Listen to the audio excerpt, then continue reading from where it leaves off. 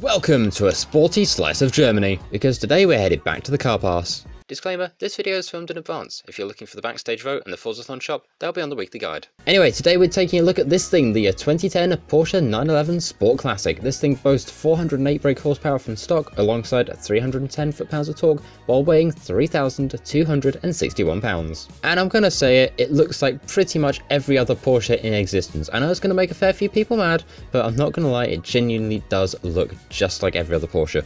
Going to the inside though, it does look rather nice and a little different in here with the very interesting coloured interior and of course the little stitching as well. But now let's go ahead and take a listen to this thing.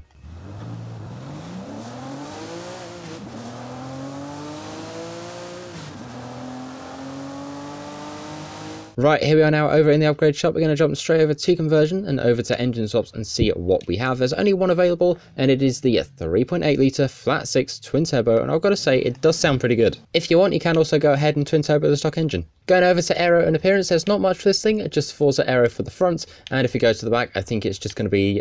It is indeed the tiny little Forza wing, which, to be honest, on this car you can barely even see it. In the meantime though, our mechanic Mac has been very busy putting together a tune for this thing, so let's go ahead and bring up the share code. There it is, feel free to go ahead and grab that for yourself. We're going to go ahead, download it and see what we've got to work with. So with these upgrades, we're just a shade over £3,000 with a whopping 424 brake horsepower, so this should be very interesting. So with those upgrades applied, we are now over in the paint shop. We've got nothing in advance, sadly, and then going to manufacturer colours, we have ourselves, well, just one, but it does have some cool racing stripes. The only thing is you have to zoom in really close to see them. Now, I'm going to be honest, I don't really know too much about Porsches themselves. They look interesting, they're probably very expensive, and they're also a bit on the quick side as well. I have seen my fair share of Porsches, but I don't think I've ever seen this one. And away we go, we're now up against a whole bunch of other various assorted things. We've got a Lamborghini in front of us, a BMW over there to our right now in front of us.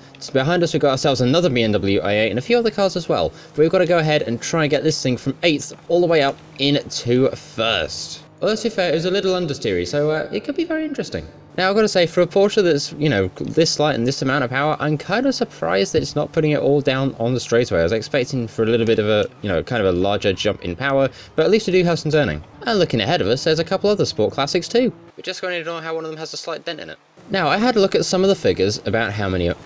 Oh, okay. I was going to talk about how many figures and how many cars were made, but now we're in first place. I wasn't expecting that. But to get back on topic of how many were made, fun fact, these things were a very limited run indeed. Only 250 for this year have ever been made. By this year, of course, the year being 2010. And if you want to buy one of these in a decent condition, it'll cost you roughly around $54,300 US. That's this in pounds sterling, by the way. Is that too much money for one of these? Let me know in the comments. Anyway, we've got one more turn to go. There it is. So we're just going to go ahead and fly around there over 120 and across the line in a very nice first place with quite a gap between us and everybody else at a time of 2 minutes 8. Now at this point I'd obviously show off what's on the backstage usually, but as you heard, a little disclaimer, this thing is a little pre-recorded in advance because I'm a bit busy this week. So instead what we're going to do is something a little duller. We're just going to repaint this thing. And to save you all the struggle, I've cut out the loading times because honestly it took a while to save. Anyway, let's go ahead now, jump back over to the tunes where Mac has made ourselves a drag build for this thing. So let's go ahead once again and bring up the share code. There it is. Feel free to grab that one for yourself. We're going to go ahead, download and install and see just how crazy this thing's about to get. So these upgrades, this thing's now at just a shade under £2,850 with a whopping 1,110 horsepower. I know, Mac's tunes are crazy, but I didn't expect them to be this crazy. Now, I was about to do the whole thing of here we are over at the back of the festival, but the only problem is, I'm at the wrong one. There we go, that's better. Right, let's go ahead and get a wheelie check out of this thing. Do we get anything? Let's find out. Oh, we do. We definitely do. We do. Okay.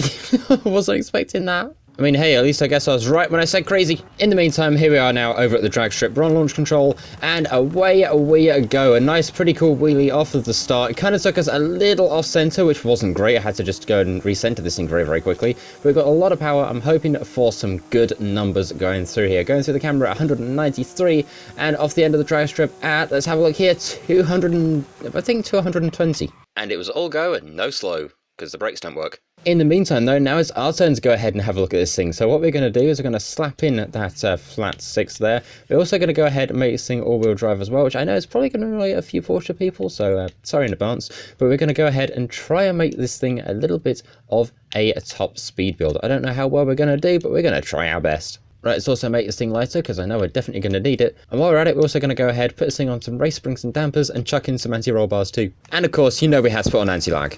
So all in all, I think those stats look pretty good. The only thing that's not as good is waiting for this thing to save. It takes ages. Although, what I've got to do now is I've got to go ahead and try and tune this thing. So this could be very interesting, and hopefully I'll get it right. By the way, if you're wondering when this car was released to the Car Pass, apparently it was the 3rd of the 2nd, 2022. Although now it's time to go ahead and play our favourite little game of how close can we get to the motorway grade. And I think today, I think we're going to fast travel to there, and we're going to hope for the best that is where the motorway grade is, because every week we've gotten so close, we've either been too far forward or we've been too far back. So I'm hoping now that we might just have made it. Let's go ahead and see. Have we made it? Have we passed on the grates?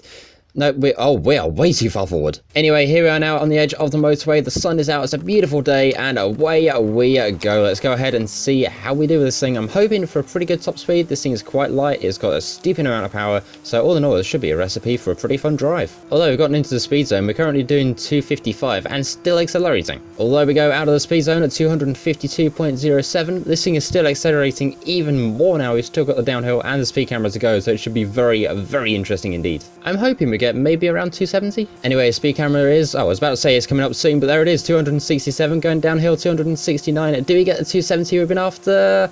Nope, sadly not. It looks like this thing is limited to 269 miles an hour, which is still pretty good. And on the brakes we go. We missed the first line, but we managed to get the second one. And the braking on this thing is, I mean, it's something. I don't know if it's a good something, but it's something. In the meantime though, let's go ahead and chuck this thing at the drift zone to go ahead and see what we get. I'm hoping for something pretty good, because this thing has excelled well in the... Never mind. Okay, off for take 2. Right, let's go ahead and give this another go at the drift zone now. Let's go ahead and chuck this thing in. 30,000 is kind of like our little baseline of how good a car is. So let's go ahead and see how well we do. We've gone out there at 36,532. And we totally did it first time, I promise. Anyway, with a score of 36,500 to beat, can we do it? We're going to go ahead and chuck this thing back in, go down a gear, keep the handbrake.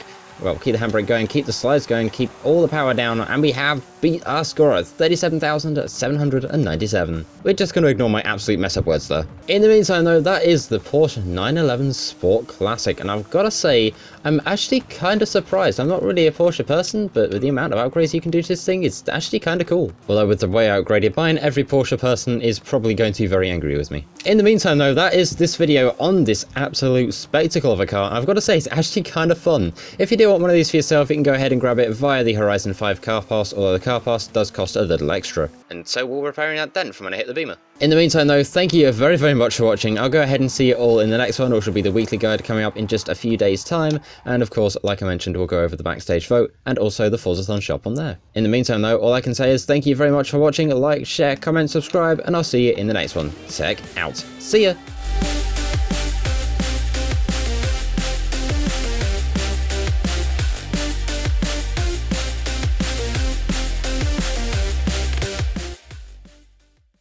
Why is this thing actually kind of fun? I don't get it, but it's cool.